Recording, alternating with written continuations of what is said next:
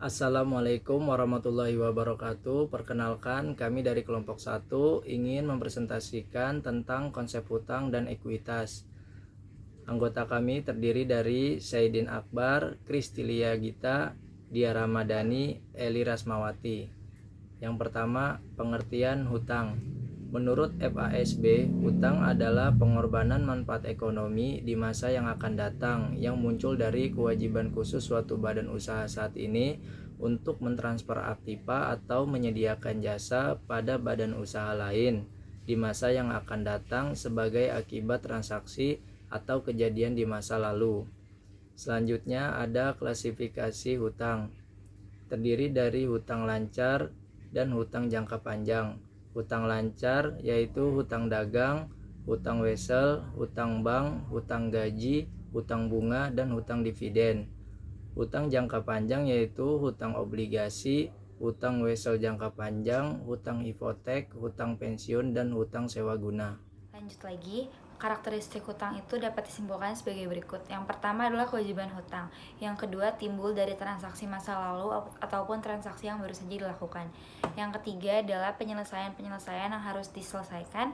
Dan yang terakhir adalah pengakuan hutang itu sendiri. Penyebab terjadinya hutang. Yang pertama adalah kewajiban legal atau kontrak.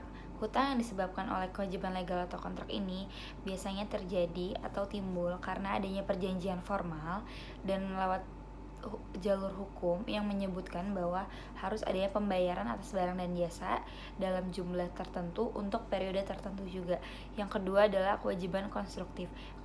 Hutang yang timbul dari kewajiban ini dibuat dengan disengaja oleh perusahaan tertentu tapi tidak melalui perjanjian tertulis ataupun melalui jalur hukum, tapi tetap menyebutkan beberapa jumlah yang harus dibayar di masa yang akan datang. Yang ketiga adalah kewajiban equitable. Kewajiban ini tidak melalui perjanjian tertulis ataupun dengan tujuan tertentu, tapi kewajiban hutang ini timbul karena keputusan yang diambil oleh perusahaan itu sendiri.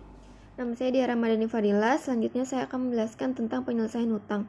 Penyelesaian hutang itu terdiri dari yang pertama, pembayaran kas, penyerahan aktiva, pemberian jasa, penggantian kewajiban dengan kewajiban lain, dan konversi kewajiban menjadi ekuitas. Selanjutnya pengertian ekuitas. Ekuitas adalah hak pemegang saham atas suatu aktiva yang tersisa dalam perusahaan. Definisi ini cenderung menganut teori kepemilikan, di mana dapat disebut juga sebagai residual aktiva dari suatu entitas yang tersisa setelah pengurangan hutang-hutang.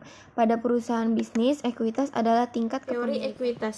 Teori ekuitas ini terdiri dari teori proprietary income, teori entitas, dan ekuitas residual.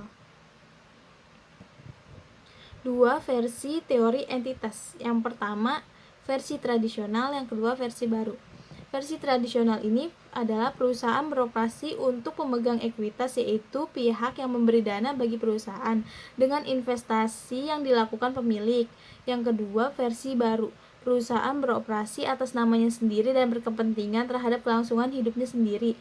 Penyajian laporan kepada pemegang ekuitas dimaksudkan untuk memenuhi syarat legal dan menjaga hubungan baik pemegang ekuitas dalam kaitannya dengan kebutuhan dana yang diperlukan di masa yang akan datang. Sekian presentasi dari kelompok kami, kurang lebihnya mohon maaf. Wassalamualaikum warahmatullahi wabarakatuh. Terima kasih.